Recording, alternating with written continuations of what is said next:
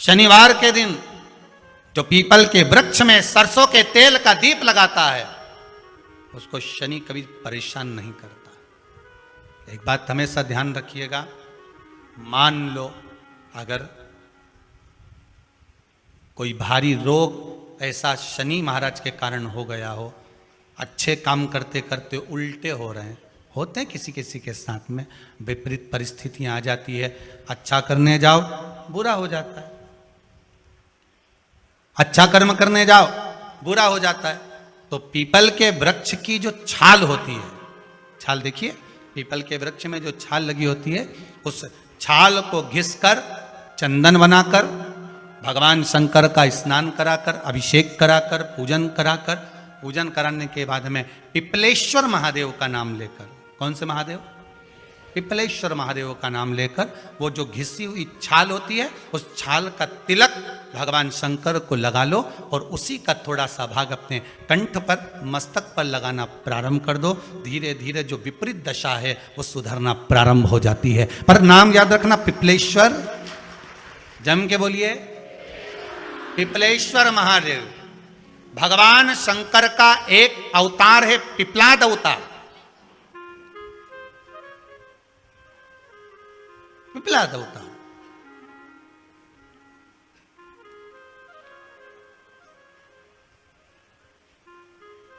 जब दधीचि ऋषि की अस्थियां चली गई, उनकी धर्मपत्नी सुवाच ने देखा मेरे पति को मार दिया गया, मेरे पति की अस्थियां ले गए राक्षसों का संहार करने के लिए, उनकी अस्थियां लेकर चले गए, मेरा पति चले गया। सुवाच गर्व से थी, मरना चाहती थी, प्राण छोड़ना चाहती थी। शिव जी ने देखा ये तो अग्नि के ऊपर चढ़कर अपनी देह त्याग रही। शंकर भगवान ने आकर कहा रुक जा सुवाच, रुको, तुम्हारे गर्भ में बच्चा है, तुम्हारे गर्भ में बच्चा है, वो बच्चा मर जाएगा। अब इस बच्चे को जन्म देकर भी क्या करूंगी? नहीं पिपला, तुम्हारे गर्भ में जो बच्चा है वो महाज्ञानी है, तुमने मुझसे प्रसाद के रूप में मांगा था, कहा था शिव जैसा पुत्र होना चाहिए, तो क्या तुम शंकर को नष्ट कर दोगे? मैं शंकर को जन्म दूंगी। सुवाच ने 2 पत्थर उठाए, अपने गर्भ पर मारना प्रारंभ करा, गर्भ पर मारा, बच्चे ने जन्म लिया। बच्चा 7 महीने का था। उस बच्चे को उठाकर पीपल के कोटर में रख दिया। पीपल की कोटर, एक गिलहरी पीपल के फल को लेकर आती थी, पिपलाद के मुंह में देती थी। शिव का एक अवतार, इसलिए शंकर का नाम ही पिपलेश्वर महादेव। शिव का एक अवतार पिपलाद के रूप में हुआ है। तुम क्यों चिंता करती हो? तुम चिंता मत करो, तुम्हारा पुत्र जन्म दो तुम। और दिया धन सुवाच ने, उसके बाद प्राणों को त्यागा। और उस पीपल के कोटर में अगर भरण पोषण करने वाला कोई था तो वह देवाधिदेव महादेव था। फिर निवेदन करेंगे, माता के गर्भ में बच्चा रहता है, उसका भरण पोषण करने वाला मेरा देवाधिदेव महादेव है।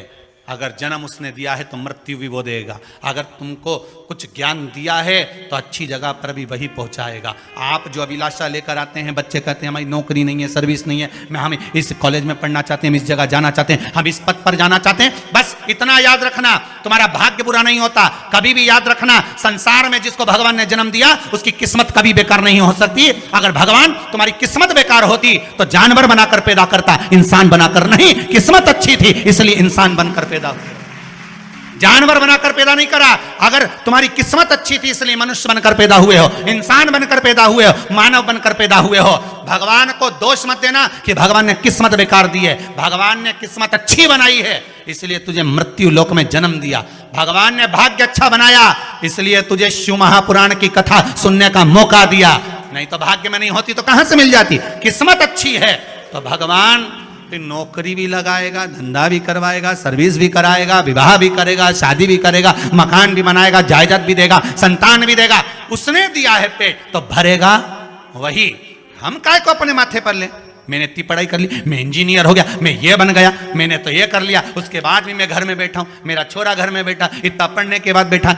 जन्म उसने दिया है, भाग्य उसका है, किस्मत उसकी है, तो कहो उसको कि शंकर का भजन कर, मंथन करे, मक्खन निकलेगा और घी भी जरूर बनेगा। हारना मती, जब तेरे 3.5 करोड़ बार गिनती मत करना, गिनती वो करेगा। तू तो भज, तू कुबेरेश्वर का स्मरण कर, तू महाकाल का स्मरण कर, तू काशी विश्वनाथ का स्मरण कर, तू महाकाल राजा का स्मरण करके तो देख, शिव का भजन कर। एक लोटा पानी ले जाकर रोज चढ़ा शंकर जी के मंदिर में जा।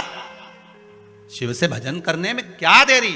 नहीं जा सकता शिव मंदिर में जाने में। बच्चों को अगर शर्म आती हो तो बेलपत्री के पेड़ के नीचे पानी चढ़ाया, वो भी नहीं कर सकता तो पीपल के पेड़ के नीचे चढ़ाया, वो भी नहीं कर सकता तो आंवले के पेड़ के नीचे चढ़ाया। पर कहीं जुड़ तो सरी, एक बार साध तो सरी, पकड़ने का प्रयास तो करो परमात्मा को। तुम भगवान को एक बार पकड़ लो, फिर परमात्मा नहीं छोड़ता। पूतना ने एक बार गोदी में लेके दूध पिलाया था, बाद में पूतना कह रही थी छोड़ दे छोड़ दे छोड़ दे, आकाश में उड़ गई, छोड़ दे छोड़ दे। भगवान के आई काय को मौसी, काय को आई, और आई है तो दूध पिलाया है तो फर्ज तो अदा करूंगा, ऐसे थोड़ी छोड़ दूंगा। तुम भगवान को एक लोटा पानी चढ़ा दोगे, भगवान को दूध चढ़ा दोगे तो भगवान ऐसे ही छोड़ देगा क्या? पकड़ लेगा, छोड़ेगा ही नहीं। फिर तुम कहोगे भगवान छोड़ दे, भगवान छोड़ दे। कहाँ कथा का रस लग गया लोगों को। अब दुनिया के लोग सोचते हैं अब मैं कथा भी यार नहीं सुनूंगा, मैं घर में काम करूं, दुकान में काम करूं कि कथा सुनूं। पर रात्रि के जैसे ही मोबाइल खोल के बैठा, आज देखो महाराज ने क्या क्या बोला, लगा रस।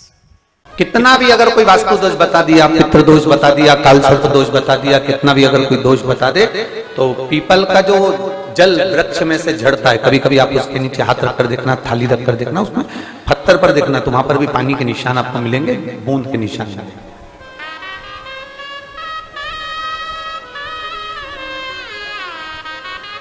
मात्र उस पीपल के वृक्ष के जल की एक बिंदी, एकमात्र बिंदी, शंकर भगवान का जो शिवलिंग है जलाधारी है, चरण है, गणेश कार्तिक का स्थान है, अशोक सुंदरी का स्थान है, और प्रत्येक जलाधारी में से पानी बीच में से आकर नीचे की ओर गिरता है, नीचे की ओर गिरता है।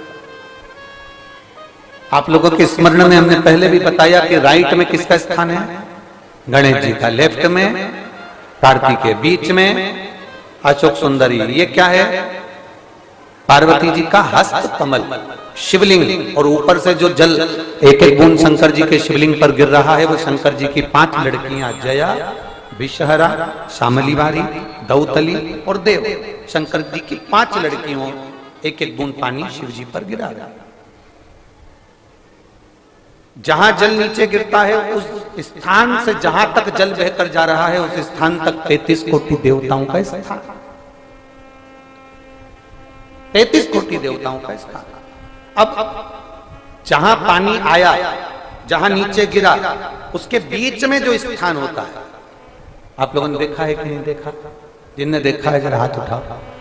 ये पानी जैसे यहां तक आया और यहां के बाद नीचे गिरेगा, तब वो नाली के माध्यम से बाहर जाएगा। तो जितनी दूर यहां से वो नीचे की ओर जो गिर रहा है, यहां से वो नीचे की ओर जो पानी जा रहा है, ये जो स्थान होता है, ये हमारे 3 दोषों को निवारण तुरंत कर देता है।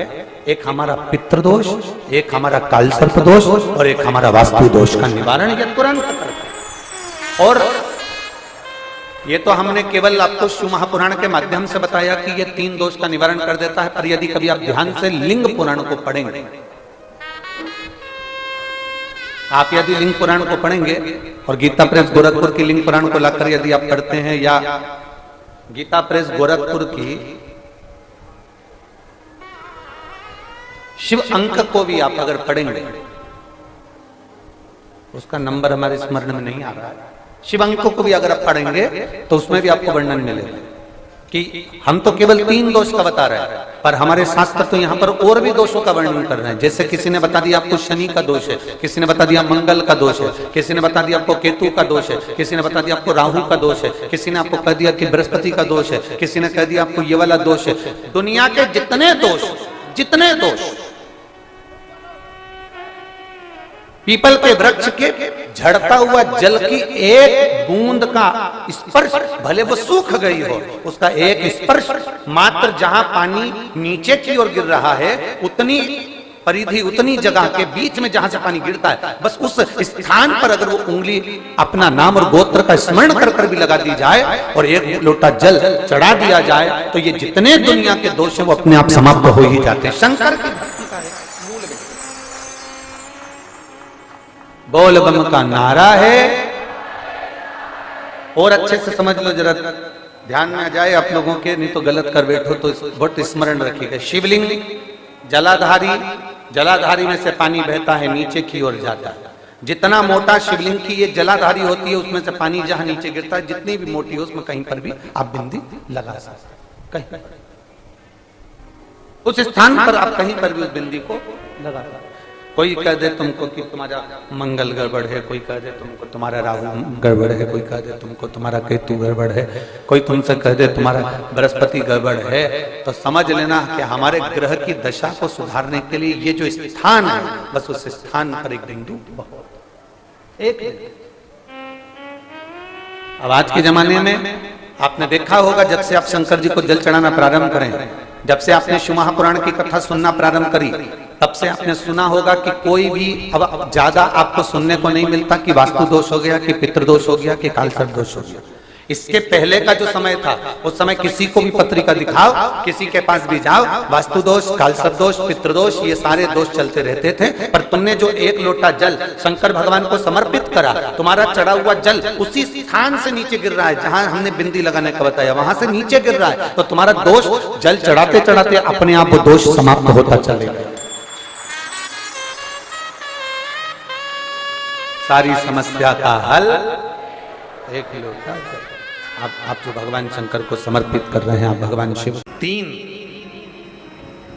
शिव जी की करुणा का गुणगान करने के लिए 3, जब आप तकलीफ में होते हो तो 3, शंकर को जल चढ़ाने वाला, एक लोटा जल चढ़ाने वाले के पास 3 को भगवान शिव अवश्य भेजते हैं।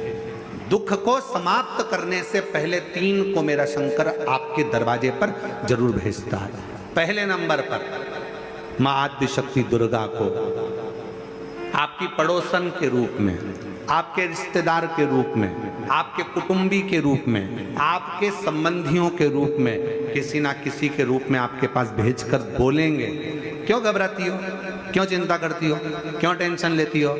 मैंने सुना है कथा में बाबा ने ये बताया था, एक काम कर, एक बेलपत्र, एक दुर्वा लेकर जा, बताएगी, आएगी, बैठेगी, सुंदर, उस दिन उसका चेहरा देखोगे आप तो आपको लगेगा ये मेरी पड़ोसन नहीं हो सकती। उसका चेहरा देखोगे तो आपको लगेगा ये मेरी देवरानी नहीं, ये मेरी जेठानी नहीं, ये मेरी ननंद नहीं, ये मेरा रिश्तेदार नहीं। आज इसका चेहरा कुछ और बोल रहा होगा। जब दुख की घड़ी होगी तब कोई तुम्हारे नजदीक में आकर कहेगा, धीरे से, सामने नहीं आएगा तो सुंदर स्वरूप धारण कर स्वप्न में आकर कहेगा। ऐसा लगेगा कोई तुम्हें जगा कर कह रहा है कि तू घबराना मती, तू ये कर लेना, समझ लेना मेरे बाबा ने अपनी अर्धांगिनी पार्वती को तुम्हारे पास भेज दिया,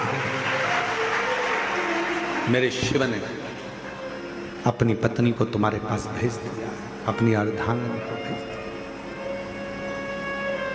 दूसरे नंबर पर मेरे भोले बाबा, मेरे शंकर, मेरे त्रिकालदर्शी, मेरे करुणा सागर, मेरे शंकर दूसरे नंबर पर अपने गण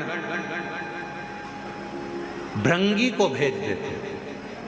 अभी जो आप कथा चाकरवाड़ी बीड़ में श्रवण करेंगे ना, वहां पर 1 बजे से 4 बजे तक, उसमें कथा में आप सुनेंगे भृंगी क्या क्या करता है। शिव जी के गण श्रृंगी और भृंगी का कर्म क्या।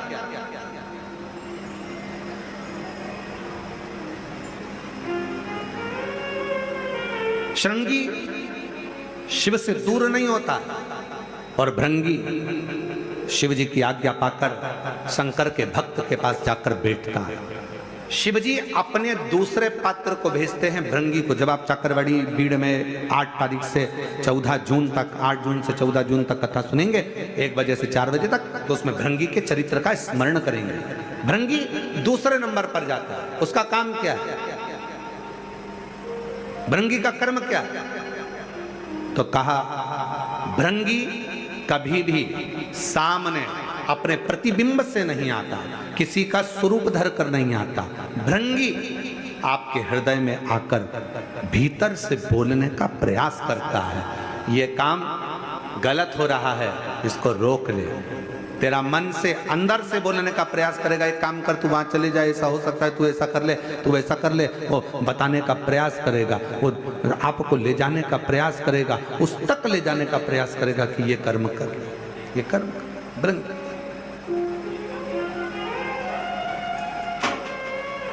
दूसरे नंबर पर भृंगी आपके मन की वाणी को शिव तक पहुंचाने का प्रयास करेगा। और तीसरे नंबर पर भगवान शंकर अपने भक्त का दुख हरने से पहले तीसरे नंबर पर भेज देते हैं अपने नंदीश्वर को, अपने नंदीगण को मेरे शिव भेजते हैं। नंदी का काम क्या है? जैसे ही नंदी आता है, कोई व्यक्ति के रूप में, किसी रूप में, किसी फोन के रूप में, किसी कॉल के रूप में, किसी पत्र के रूप में, किसी मैसेज के रूप में, जब नंदी तुम्हारे घर में प्रवेश करता है तब वो तुम्हारे रास्ते को क्लीन कर देता है, रास्ते को साफ कर देता है, उसको मार्ग को प्रशस्त कर देता है।